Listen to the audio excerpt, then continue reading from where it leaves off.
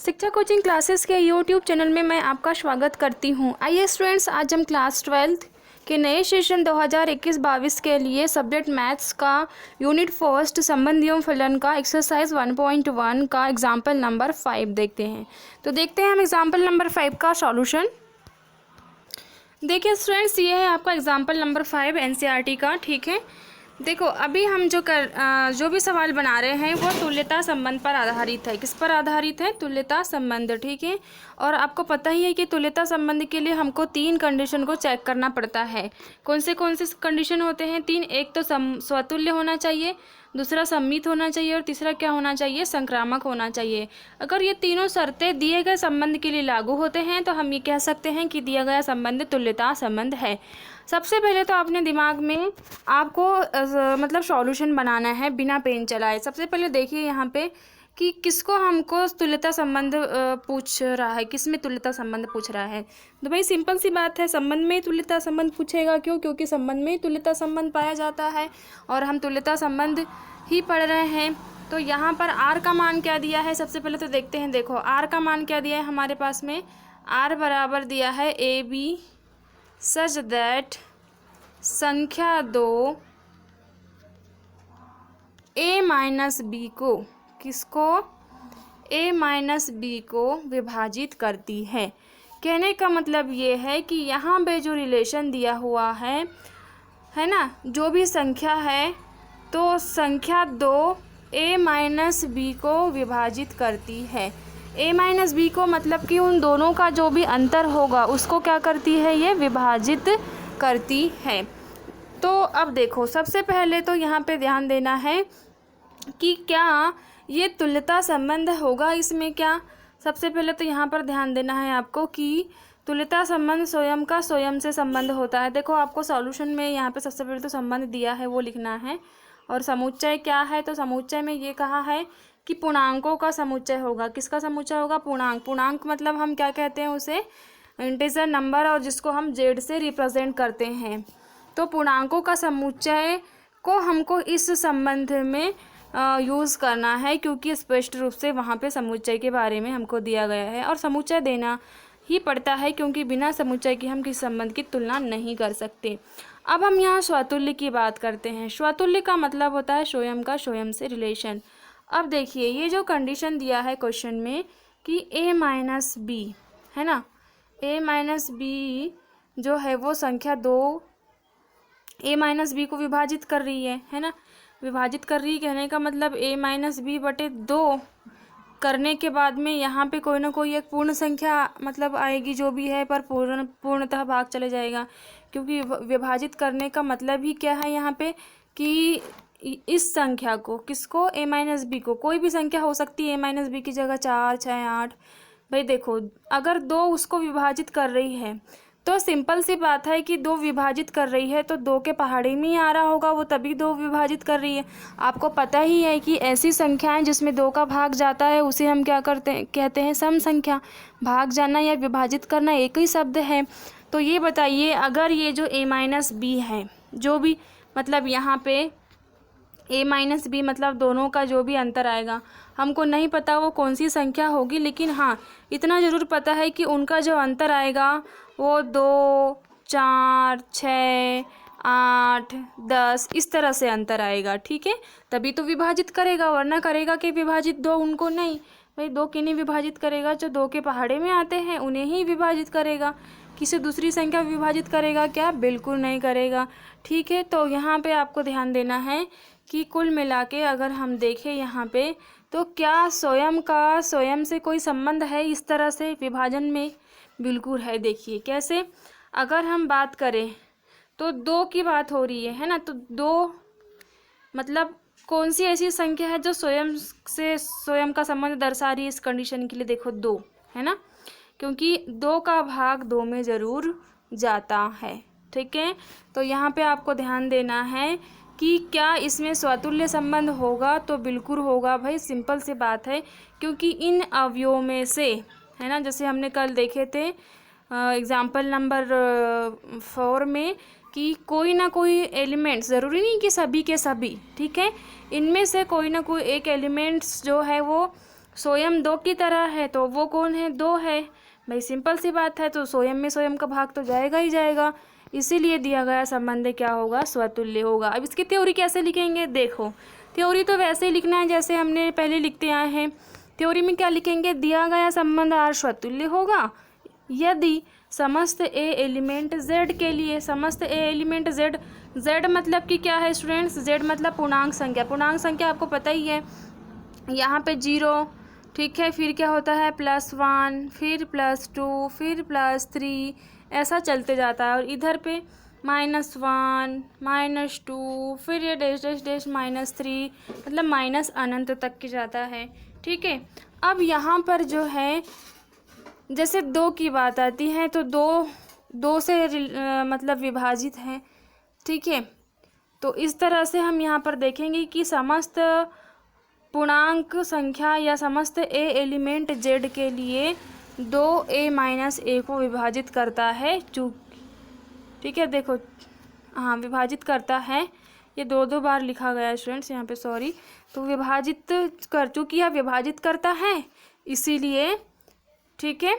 A element A R कहने का मतलब, ए एलिमेंट आर कहने का मतलब ए का ए से रिलेशन है यहाँ पे। क्यों है, क्योंकि क्वेश्चन में कहा गया था कि 2 जो है वो a-b को विभाजित करेगी, लेकिन अगर हम 2 को अगर हम देखें तो a-a इसलिए लिए क्योंकि सोयम का सोयम से संबंध, सोयम में से सोयम घटाने पर जो संख्या प्राप्त हो रही है उसको विभाजित करना पड़ेगा। अब भाई यहाँ पे बात आती कि सोयम में से सोयम को घटाएंगे तो 0 आ जाएगा, वैसे में तो है ना, ए में से ए घटाएंगे तो 0 आ जाएगा। तो क्या 2 0 को विभाजित करती है क्या, बिल्कुल भाई। 2 में मतलब 0/2 करेंगे तो कुल मिला के 0 ही आएगा, लेकिन भागफल तो शून्य आया, मतलब भागफल शून्य आया पर भाग तो गया ना इसमें, ठीक है, इसलिए ये विभाजित करता है। तो यहाँ पे लिखेंगे कि अतः संबंध आर स्वतुल्य संबंध है। चलिए अब हम सममित की ओर चलते हैं। सममित में ए और बी दोनों को लेना पड़ेगा। जैसे दिया गया संबंध आर सममित होगा यदि, कब, यदि ए बी एलिमेंट आर हो, ए बी 2 एलिमेंट्स अलग अलग हो, है ना।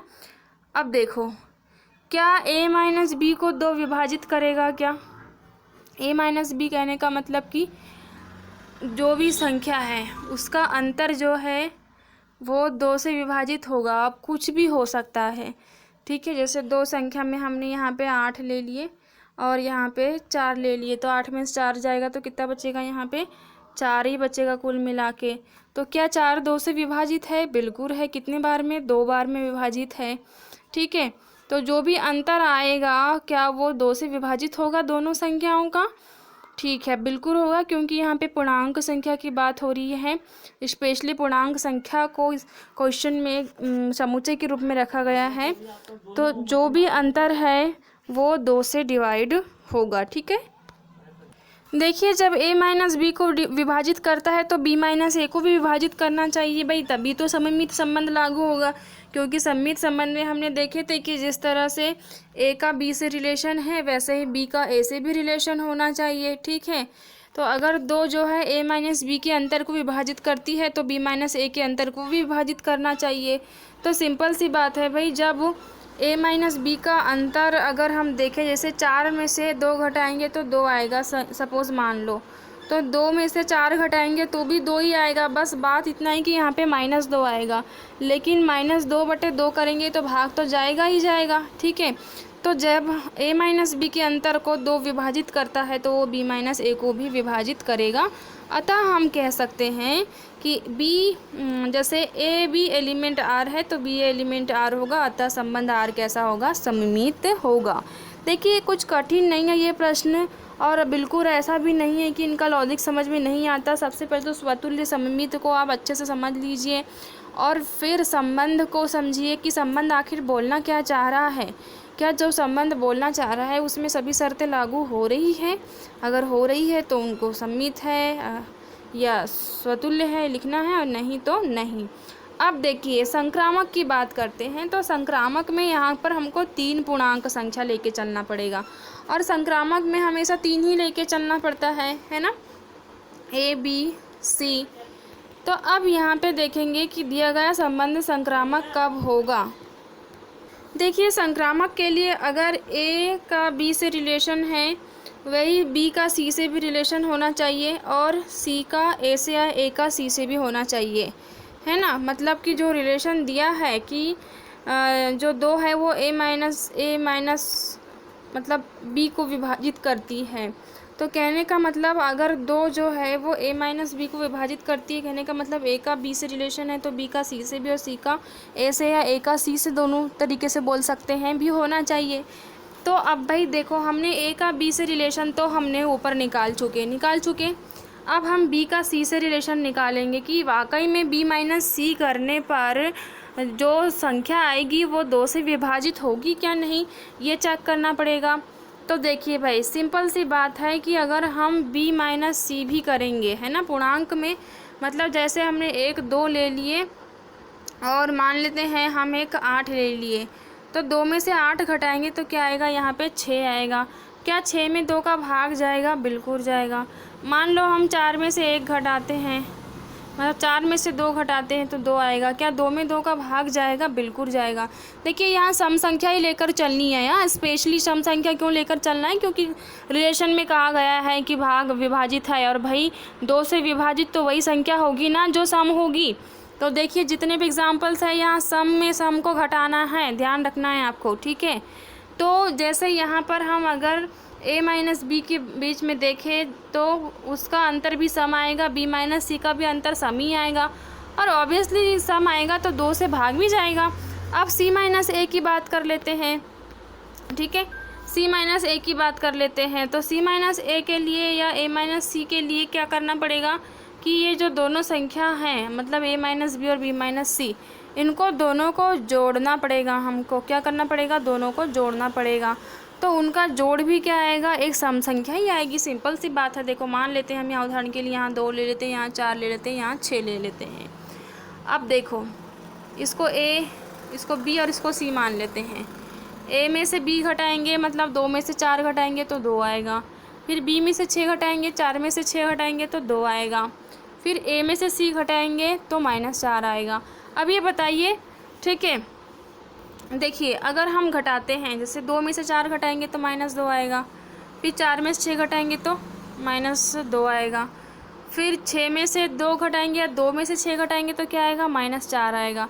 अब क्या इन सभी में 2 का भाग जा रहा है क्या? बिल्कुल जा रहा है। देखो 2 1 का 2, 2 1 का 2, 2 दूनी 4, पूर्ण भाग चला गया, पूर्णतः विभाजित हो गया, बिल्कुल।